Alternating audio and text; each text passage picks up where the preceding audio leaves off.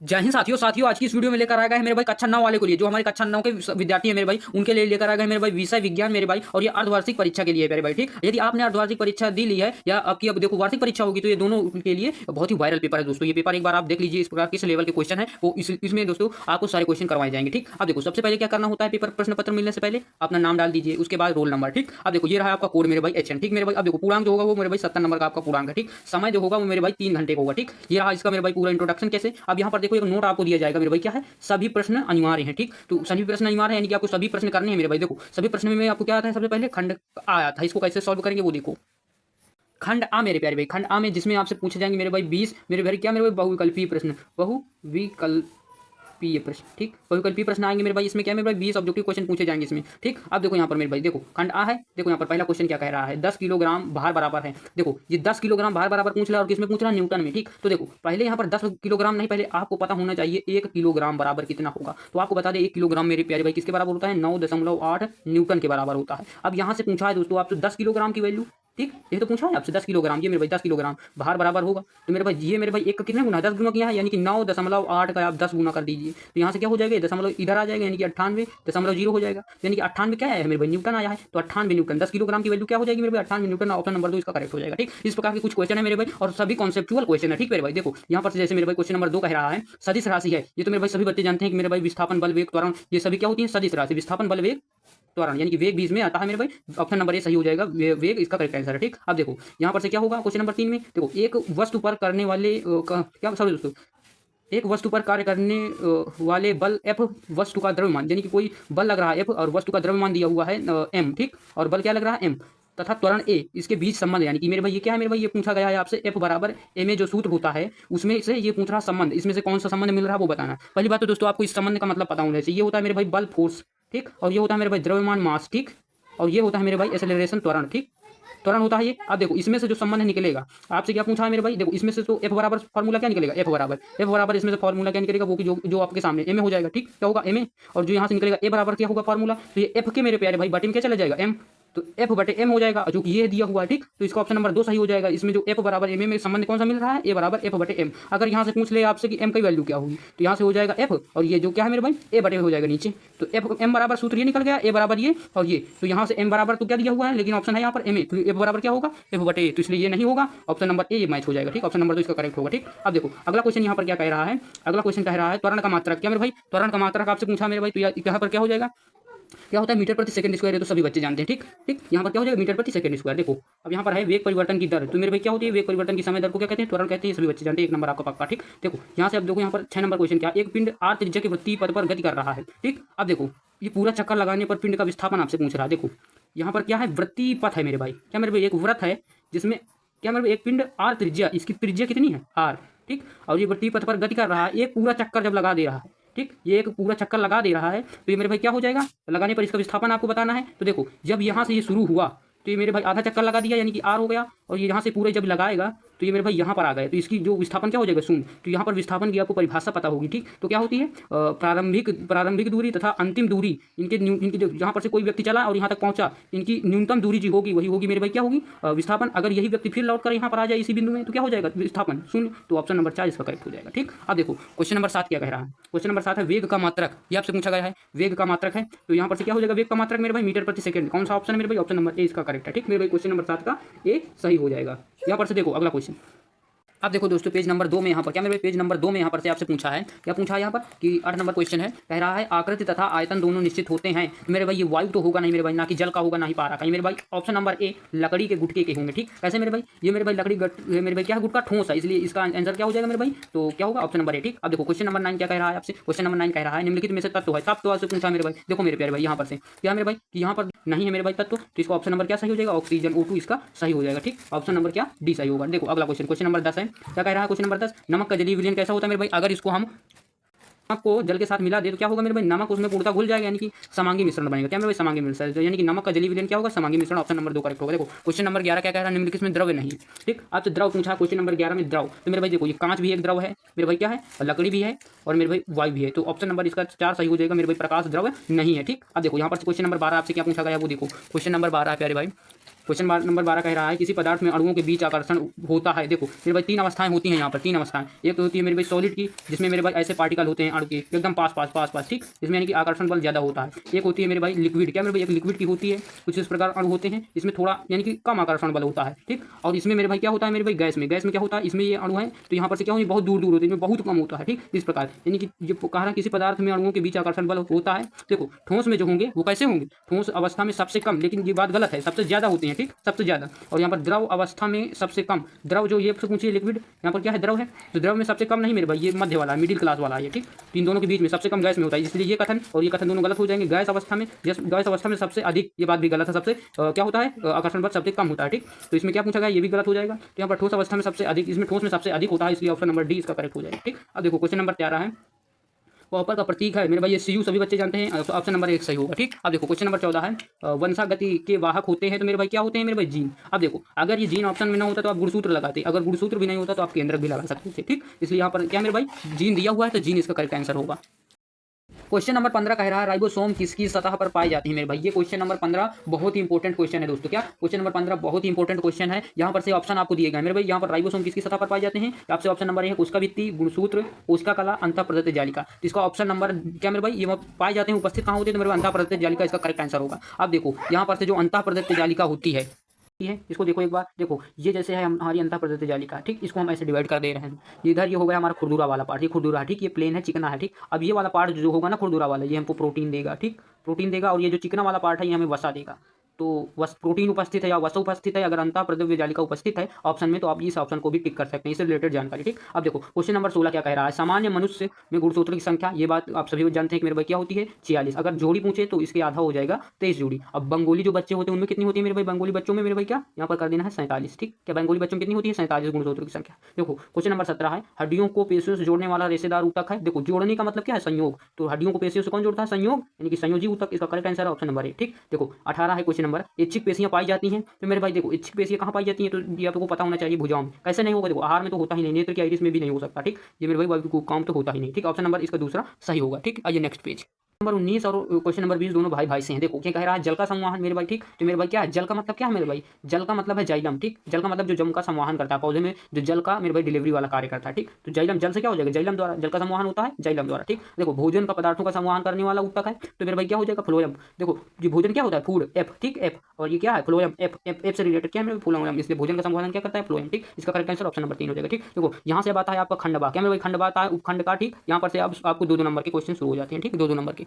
देखो क्या है क्वेश्चन नंबर 1, दूरी तथा विस्थापन में अंतर। तो मेरे भाई आपको क्या कह देना है, आपको यहाँ पर से बता देना है कि जो मेरे प्यारे भाई दूरी होती है, ये मेरे भाई क्या होती है, दूरी, दूरी मेरे भाई कुल चली गई लंबाई होती है, क्या मेरे भाई कुल चली गई लंबाई होती है, वही मेरे भाई क्या होती है, दूरी होती है, ठीक। और विस्थापन क्या होता है, यहाँ पर से आप विस्थापन बताएंगे कि विस्थापन होता है, क्या होता है विस्थापन, विस्थापन होता है प्रारंभिक दूरी तथा अंतिम दूरी की न्यूनतम दूरी को, प्रारंभिक स्थिति और अंतिम स्थिति की न्यूनतम दूरी को ही विस्थापन कहते हैं, ठीक। और ये जो दूरी होती है ये अदिश राशि है, ठीक, अदिश राशि है। और मेरे भाई ये विस्थापन क्या है, सदिश है, ठीक। ये आपको बात पता होनी चाहिए। और मेरे भाई दूरी क्या हो सकती है, ये कभी भी मेरे भाई शून्य शून्य नहीं हो सकती, क्या मेरे भाई शून्य नहीं हो सकती, और ये मेरे भाई शून्य हो सकता है, ठीक, शून्य हो सकता है, ठीक। ये बात आपको ध्यान रखनी है, इतने अंतर आपको लिख देना, एग्जामिनर पूरे पूरे नंबर देगा, ठीक। देखो क्वेश्चन नंबर का है, एक मनुष्य आर त्रिज्या के वृत्तीय पथ पर 1/2 चक्कर लगाता है, यानी कि आधा चक्कर लगाता है, ठीक। मेरे भाई देखो यहाँ पर से क्या है, चली गई दूरी तथा विस्थापन बताना। देखो वृत्तीय पथ है, यहाँ पर वृत्तीय पथ है यानी कि वो एक वृत्त है, ठीक, एक वृत्त है। और एक मनुष्य आर त्रिज्या, इसकी जो त्रिज्या है वो आर है, ठीक।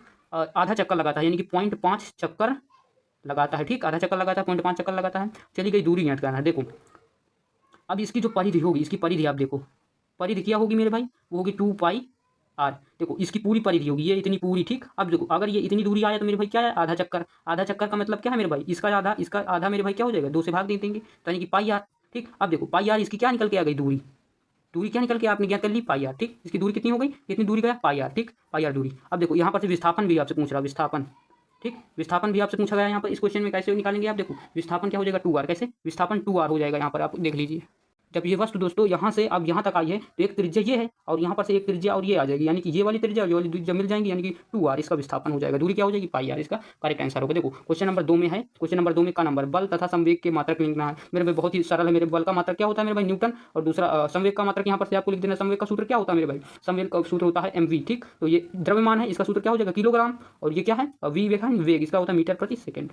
ठीक, ये आपको बता देना किलोग्राम मीटर प्रति सेकंड। इसका क्या हो जाएगा आंसर, किसका संवेग का मात्रक ये होगा, और बल का मात्रक न्यूटन हो जाएगा। इस प्रकार आपको कुछ आंसर देना है। देखो न्यूटन के गति के नियम लिखने मेरे भाई बहुत ही सरल नियम है। इनको कैसे होता है, पहला जो नियम होता है मेरे भाई, इसके न्यूटन के गति के कितने नियम दिए गए हैं, 3। क्या मेरे भाई 3। पहले जो होता है ये होता है v बराबर u प्लस AT। ठीक, अब यहाँ पर से क्या होता है s बराबर दूसरा होता है AT क्या होता है u, क्या मेरे भाई यहाँ से होता है, यहाँ से आप लोगों का सूत्र होता है मेरे भाई प्लस हाफ AT स्क्वायर। ठीक, ये मेरे भाई द्वितीय समीकरण हो गया। तृतीय समीकरण होता है मेरे भाई v स्क्वायर बराबर u स्क्वायर प्लस 2s। ये मेरे भाई आपको हमने तीनों समीकरण बताए हैं जो कि बहुत इंपॉर्टेंट है, और यही समीकरण आपको लिखने हैं। ठीक, यहाँ पर से देखो, यहाँ से आपको क्या कहना, क्वेश्चन नंबर 3 क्या कह रहा है, क्वेश्चन नंबर का में 1 किलोग्राम भार कितने न्यूटन के बराबर है मेरे भाई। अभी अभी जो आपको हमने पहला MCQ क्वेश्चन कराया है वही का ये क्वेश्चन का आंसर है मेरे भाई। देखो 1 किलोग्राम भार बराबर आपसे पूछा है तो 9.8 न्यूटन पूछा है। ठीक, आंसर हो जाएगा, न्यूटन में पूछा है बल तो 9.8 इसका करेक्ट आंसर होगा। ठीक, इस प्रकार आप कुछ कह सकते हैं। अब देखो यहाँ पर से खा नंबर क्वेश्चन, संवेग का क्या अर्थ है। देखो संवेग क्या होता है मेरे भाई, संवेग को हम किससे डिनोट करते हैं मेरे भाई, P से। ठीक, और इसको इंग्लिश में कहते हैं मोमेंटम। ठीक, अब देखो ये होता है MV, यानी कि किसी वस्तु के द्रव्यमान तथा वेग के गुणनफल को ही मेरे भाई क्या कहते हैं,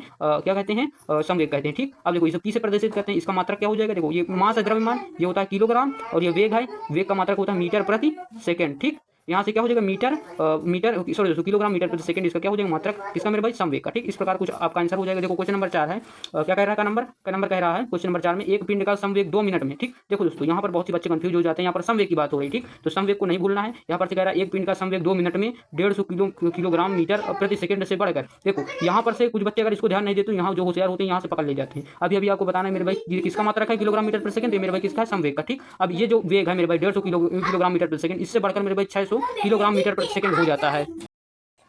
पिंड पर आरोपित बल ज्ञात करना है। ठीक मेरे भाई 3 नंबर का क्वेश्चन है, बहुत ही इंपॉर्टेंट क्वेश्चन है। देखो यहाँ पर एक पिंड का संवेग दे रहा मेरे भाई, यानी कि P है। ठीक, P की बात हो रही है, संवेग को किससे प्रदर्शित करते हैं, P से प्रदर्शित करते हैं। ठीक, अब देखो यहाँ से हो रहा है ये मेरे भाई संवेग का ही मान है, ये मेरे भाई जो क्या है 150 किलोमीटर से कितना हो रहा है सम, क्या मेरे भाई 600। तो यहाँ पर से हम कह देते हैं P1 की वैल्यू क्या है मेरे भाई 150 किलोमीटर है। ठीक, ये मात्रक अभी नहीं लिखेंगे। ठीक, यहाँ पर से लिख भी दीजिए किलोग्राम मीटर प्रति सेकंड, जो कि आपको अच्छे से सज जाएगा। अब यहाँ पर से क्या हो रहा है, ये 150 ये P1 जो है इससे बढ़कर मेरे भाई, इससे मेरे भाई ग्रोथ पाकर, ये प्लस का निशान ग्रोथ पाकर क्या हो जाएगा मेरे भाई P2 बन जाएगा, जो कि है 600 किलोग्राम मीटर प्रति सेकंड। क्या मेरे भाई 600 किलोग्राम मीटर प्रति सेकंड है। ठीक, अब देखो यहाँ पर से आपको T दिया गया है, टाइम को दिया गया है मेरे भाई क्या 2 मिनट। अब देखो 2 मिनट को आप क्या लिख सकते हैं मेरे भाई 2 गुणे 60 करके आप लिख सकते हैं 120 सेकंड। ठीक मेरे भाई इस रूप में आपको लिख देना, क्योंकि यहाँ पर सेकंड से वैल्यू है। ठीक, अब देखो यहाँ पर से आप इतना करने के बाद आपको क्या हो जाएगा, देखो यहाँ से आप कर दीजिए कि मेरे भाई क्या है, यहाँ से आप कर दीजिए कि मेरे भाई संवेग का परिवर्तन क्या हो जाएगा, संवेग का परिवर्तन यहाँ पर से लिख देना है। इसी प्रकार आपको हल करना है, आपको फुल में फुल मार्क्स दिए जाएंगे। संवेग परिवर्तन, ठीक परिवर्तन, तो यहाँ पर से क्या हो जाएगा मेरे भाई डेल्टा P, यानी कि P से प्रदर्शित करते हैं तो डेल्टा P। देखो जो होता है सूत्र एक्चुअली वास्तव में क्या होता है मेरे भाई, तो यहाँ पर से क्या हो संवेग परिवर्तन क्या होगा, सूत्र अभी नहीं लिखेंगे। संवेग परिवर्तन यानी कि P1 क्या मेरे भाई P2 माइनस P1 ये हो जाएगा, यानी कि 600 माइनस हो जाएगा 150। तो यहाँ से वैल्यू निकल के आ जाएगी 450 किलोग्राम मीटर प्रति सेकंड हो जाएगा। ठीक, यहाँ से आप इतनी बात जानते हैं। ठीक मेरे प्यारे भाई, तो यहाँ से क्या हो जाएगा, ये आपकी निकल के आ जाएगी संवेग परिवर्तन डेल्टा P। देखो जो सूत्र होता है आपका मेरे भाई F बराबर है, बल आपसे पूछ रहा है ना, आरोपित बल, तो यहाँ पर से सूत्र क्या निकल के आ जाएगा, F बराबर delta P upon delta T। आपको स्कूल में पढ़ाया गया होगा। तो यहाँ पर से डेल्टा P की वैल्यू है 450 बटे T कितना है मेरे भाई, यहाँ पर आपने निकाला 120। हाँ, इससे आप डिवाइड कर दीजिए। ठीक मेरे भाई क्या हो जाएगा, बट यहाँ 36, ठीक 36 हो जाएगा 9, फिर क्या हो जाएगा मेरे भाई, यहाँ से आप कह सकते हैं बरसते 84, इधर आ जाएगा 5, ठीक न्यूटन, ये कह सकते हैं, यानी कि 3.75 न्यूटन इसका करेक्ट आंसर होगा। ये आपको बात ध्यान रखनी है। ये रहा आपका पूरा सोल्यूशन मेरे प्यारे भाई, आपको अच्छे से देख लेना है। ये आपका सोल्यूशन है जो कि बहुत इंपॉर्टेंट क्वेश्चन, इस तरीके आपको लाइन स्टेप बाय स्टेप लिखना है मेरे भाई, तो आपको पूरे नंबर दिए जाएंगे। ठीक, इस प्रकार आपको कुछ क्वेश्चन करना है। ठीक, अब देखो यहाँ पर क्वेश्चन नंबर खा कह रहा है क्षण वेग मेरे भाई, एक पिंड है कोई, इसी का किसी क्षण वेग 10 मीटर प्रति सेकंड है। ठीक, यदि उसमें 2 मीटर प्रति सेकंड का त्वरण मेरे भाई, ये त्वरण है 2 मीटर प्रति सेकंड स्क्वायर का त्वरण हो, तो उसमें तो 11 मीटर चलने के बाद मेरे दोस्तों 11 मिनट उसका वेग, फिर भी बताना वेग की बात यहाँ भी है मेरे भाई, और मेरे भाई त्वरण भी उसके बाद इतना हो जाती है मेरे भाई। ठीक, अब देखो यहाँ पर वेग ही पूछा है आपसे। क्वेश्चन नंबर 3 है मेरे भाई, कितने नंबर का, 3 नंबर का, जो कि बहुत इंपॉर्टेंट है। देखो इसको किस प्रकार करेंगे, देखो यहाँ पर ये 10 मीटर प्रति सेकंड क्या है मेरे भाई, जो कि आपका प्रारंभिक वेग है मेरे भाई 10 मीटर प्रति सेकंड। ठीक, अब देखो यहाँ से मेरे भाई क्या है, ए बराबर क्या है मेरे भाई 2। अब देखो यहाँ पर से क्या है मेरे भाई 2 मीटर प्रति सेकंड का त्वरण, यानी कि ए बराबर क्या है 2 मीटर प्रति सेकंड क्या है स्क्वायर, ये मेरे भाई आपको त्वरण दिया हुआ है। आगे यहाँ पर देखेंगे मेरे भाई, तो 11 मीटर चलने के बाद, यानी कि चलने के बाद वो क्या हो गई, रुक गई है, तो यहाँ पर से क्या है रुक गई है, तो मेरे भाई क्या हो गया, अंतिम दूरी आपको नहीं पता जो कि निकालनी है। ठीक, अब रुक गई है कितना चलने के बाद 11 मीटर, यानी कि उसकी एस क्या है, दूरी क्या है मेरे भाई 11 मीटर है, आपको बात ध्यान रखनी है। अब मेरे भाई आपको अब दिमाग लगाना है कि UAVS ये सब किस सूत्र मिलते हैं गति के, तो आप कहोगे सर ये मिलते हैं V स्क्वायर बराबर U स्क्वायर प्लस 2AS, ये मिलते हैं गति के तीसरे समीकरण में, ये सभी बच्चे जानते हैं। उसी समीकरण का यूज यहाँ करके मेरे भाई आपको अंतिम वेग दिया है जन लो, जिसको आपको निकाल लेना है। तो मेरे भाई क्या हो जाएगा V स्क्वायर बराबर U स्क्वायर, U की वैल्यू 10 है मेरे भाई, इसका स्क्वायर कर दीजिए प्लस 2 ए की वैल्यू क्या है यहाँ पर 2, ए यही तो है त्वरण, यही तो बात चल रही है। तो यहाँ पर से क्या हो जाएगा, एस क्या है 11 है, ठीक। अब देखो वी स्क्वायर बराबर यू स्क्वायर की वैल्यू क्या हो जाएगी 100 प्लस 2 दूनी 4 मेरे भाई 4 होगा, और गुणे में क्या है यहाँ पर 11, ठीक। अब यहाँ पर से हो जाएगा 100 प्लस 44, ठीक। यहाँ पर से हो जाएगा मेरे भाई, यहाँ पर वी स्क्वायर चल रहा है साथ में, तो यहाँ पर से हो जाएगा वी स्क्वायर बराबर क्या हो जाएगा 144। अब इसका मेरे भाई क्या हो जाएगा वी बराबर अंडर रूट 144। तो यहाँ पर से इसका मान क्या निकल के आ जाएगा, क्या 12 निकल के आ जाएगा वी का मान। तो यहाँ पर से जो इसका अंतिम वेग हो जाएगा मेरे भाई, यानी कि ये वेग क्या हो जाएगा, तो 12 क्या हो जाएगा, इसमें होगा मेरे भाई मीटर प्रति सेकंड में, मीटर प्रति सेकंड, ठीक। इसका राइट आंसर 12 मीटर प्रति सेकंड इसका वेग हो जाएगा। यही आपसे पूछा वेग 12 मीटर प्रति सेकंड इसका करेक्ट आंसर होगा। इस प्रकार आपने प्रश्न नंबर 4 के का या खा दोनों न्यूमेरिकल कर लिए हैं, ठीक। अब देखो यहाँ पर उपखंड खा आता है, ठीक मेरे भाई। इसमें क्या है 2-2 नंबर के क्वेश्चन दिए जाएंगे, यानी कि आपका पूरा कितने मार्क्स का क्वेश्चन पत्र होता है मेरे भाई, 70 नंबर का पूरे होंगे, ठीक। देखो यहाँ पर तो क्वेश्चन नंबर 5 क्या कह रहा है का नंबर द्रव्य किसे कहते हैं मेरे भाई, आपसे परिभाषा रिलेटेड इनकी परिभाषा आपको लिखनी है। तो आपको दोस्तों हम बता दें मेरे भाई द्रव्य किन्हें कहते हैं। द्रव्य तो एक होता है मेरे भाई जिसका कुछ भार हो, क्या मेरे भाई, जिसका कुछ भार हो, और दूसरी बात क्या आती है यहाँ पर कि उसको स्थान घेरता हो, क्या मेरे भाई, स्थान घेरता हो, ये बात आती है, ठीक। अब देखो यहाँ पर गलन की गुप्त ऊष्मा, ये मेरे भाई बहुत इंपॉर्टेंट है, इसको आपको बताना चाहिए कि गलन की गुप्त ऊष्मा, बहुत सारे बच्चे होते हैं जो कि ये चीज़ नहीं जानते दोस्तों। इसको हम बता दें कि जो क्या होता है, जो जैसे यहाँ पर कोई सॉलिड है, ठोस पदार्थ है, तो किसमें चेंज हो जाए मेरे भाई, क्या मेरे भाई लिक्विड में, क्या मेरे भाई लिक्विड में चेंज हो जाए, द्रव में बदल जाए, तो यही है मेरे भाई क्या है, गलन की गुप्त ऊष्मा। यानी कि ठोस पदार्थ, जब कोई ठोस पदार्थ किसी लिक्विड यानी कि द्रव में बदल जाता है, तो उसे हम कहते हैं गलन की गुप्त ऊष्मा, ठीक। अब देखो यहाँ पर से इसका बहुत ही अच्छा एग्जाम्पल मिलता है मेरे भाई, जैसे यहाँ पर ले लें बर्फ, क्या मेरे भाई बर्फ ले लें, और वो हमारी किससे उसका इसको अगर थोड़ी सी हीट अगर ऊष्मा मिल जाए ना प्यारे भाई, क्या ऊष्मा मिलने पर ही तो मेरे भाई क्या बनता है, जल बन जाता है, जल में कन्वर्ट हो जाता है, ठीक। तो मेरे भाई लेकिन ये क्या रहेगा, जब जल में बदलेगा तो मेरे भाई रहेगा, तो इसमें गुण रहेगा मेरे भाई ठंडा का ही, ये ठंडा आपको महसूस होगा। तो मेरे भाई क्या है, ये जो ऊष्मा इसको मिली है मेरे भाई गुप्त। तो यहाँ से आप गुप्त का मतलब भी समझ रहे हैं, तो ऊष्मा गुप्त से आप क्या समझते हैं, तो इससे अच्छा एग्जाम्पल आपको नहीं मिलेगा, ठीक। तो इस प्रकार कुछ ये सोल्यूशन हो जाएगा, इस प्रकार आपको इसका आंसर देना, ठीक, जिसके लिए आपको 2 नंबर मिलेंगे, ठीक। तो आई होप कि दोस्तों आपको ये सोल्यूशन अच्छा लगा होगा, ठीक। तो यहाँ पर देखो क्वेश्चन नंबर क्या है मेरे भाई 6 का नंबर, यौगिक तथा मिश्रण में अंतर मेरे भाई आपसे पूछ रहा है, क्या मेरे भाई यौगिक आपसे कहा गया है, फिर आपसे कहा गया मिश्रण, ये यौगिक है कंपाउंड मिक्सचर है मेरे भाई, मिश्रण में अंतर पूछा है मेरे भाई। देखो जब 2 या 2 से अधिक पदार्थों को किसी निश्चित अनुपात में मिलाया जाता है, निश्चित अनुपात में, तो यहाँ पर से यौगिक प्राप्त होता है। और यहाँ पर भी मेरे भाई 2 या 2 से अधिक पदार्थों की ही बात होती है, क्या मेरे भाई 2 या 2 से अधिक पदार्थों की ही बात होती है, लेकिन इनका जो मिश्रण होता है उसको अनिश्चित अनुपात में मिलाया जाता है, कोई निश्चित अनुपात नहीं होता उसको, किसी भी यहाँ पर 2 ग्राम 10 ग्राम क्या भी कुछ भी मिला दो, अगर कुछ भी मिला रहे हो बिना निश्चित अनुपात के, तो क्या बनेगा, मिश्रण बनकर तैयार होगा, ठीक। अब जैसे यहाँ पर आप बनाते हैं शरबत मेरे प्यारे भाई, तो यहाँ पर से मान लीजिए एक लोटा है, उसमें आप बना रहे हैं शरबत, ठीक। तो उसमें आप कहेंगे कि इसमें अगर 10 ग्राम चीनी डाल दें इसे 100 ग्राम पानी में, तो ये अच्छा शरबत तैयार होगा, यानी कि क्या बन के तैयार होगा, यौगिक आपने निश्चित अनुपात में मिलाया है मात्रा, ठीक। अब देखो यहाँ पर नंबर क्वेश्चन है कोलाइडी अवस्था से क्या तात्पर्य है, ये भी बहुत इंपॉर्टेंट है, जिसके लिए आपको यहाँ पर 2-2 नंबर दिए जाएंगे, ठीक। अब देखो क्वेश्चन नंबर 7 का नंबर धातु तथा अधातु के गुण लिखना है मेरे भाई, ये बहुत इंपॉर्टेंट मेरे भाई, गुण की बात चल रही है मेरे भाई, क्या यहाँ पर से गुण आपको लिख देना है बहुत इंपॉर्टेंट तरीके से। वो गुण क्या है वो आप देख लीजिए यहाँ पर। अगर यहाँ पर दोस्तों आपने कभी ध्यान दिया होगा तो यहाँ पर से क्या होता है, एक मेंटल होता है जिसको हम धातु कहते हैं, ठीक, धातु कहते हैं, एक होता है नॉन मेंटल, ठीक, जिसको हम अधातु कहते हैं, ठीक। और यहाँ पर से एक आ जाता है उपधातु, क्या मेरे भाई उपधातु आती है यहाँ पर से, ये आपको पता होगा, ठीक। देखो अब यहाँ पर से क्या होता है, जो मेरे प्यारे भाई क्या इलेक्ट्रॉन त्यागने की क्षमता करते हैं, क्या मेरे भाई इलेक्ट्रॉन को ये त्यागने की क्षमता करते हैं, यही इसका बहुत ही अच्छा गुण होता है मेरे भाई। इलेक्ट्रॉन जो त्यागने की मेरे भाई क्या कैपेसिटी जिनमें क्षमता होती है वही होते हैं मेरे भाई मेंटल, यानी कि धातु होती है। और इनमें इलेक्ट्रॉन ग्रहण करने की क्षमता होती है, क्या मेरे भाई ग्रहण करने की क्षमता होती है, वो होती है नॉन मेंटल अधातु। और जिनमें मेरे भाई इलेक्ट्रॉन क्या मेरे भाई इलेक्ट्रॉन ग्रहण और क्या लिखना, और ठीक, और लिखना है यहाँ पर इलेक्ट्रॉन, क्या मेरे भाई इलेक्ट्रॉन, यहाँ पर से आपको लिख देना है इलेक्ट्रॉन त्यागने, इन दोनों की यहाँ पर क्षमता जिनमें होती है मेरे भाई क्षमता, वो क्या होती है उपधातु। ये आपको बात ध्यान रखना है, ये मेरे भाई बहुत ही इंपॉर्टेंट इन्फॉर्मेशन है, आपको ये बात पता होनी चाहिए, ठीक। देखो यहाँ पर से आप क्वेश्चन नंबर 7 का मेरे भाई खा नंबर क्या कह रहा है, वाष्पीकरण से आप क्या समझते हैं, ठीक। और वाष्पीकरण को प्रभावित करने वाले कारकों को उदाहरण देकर समझाना है, इसके लिए 3 नंबर दिए जाएंगे, ठीक, इन दोनों के लिए, ठीक। अब देखो ये क्वेश्चन नंबर जो 7 था ये हमारे 6 नंबर का था, यदि आप का और खा दोनों कर लेते हैं 6 नंबर आपके पक्के हो गए थे, ठीक। तो इस प्रकार आपको कुछ पढ़ना है और उनको आंसर भी देना है।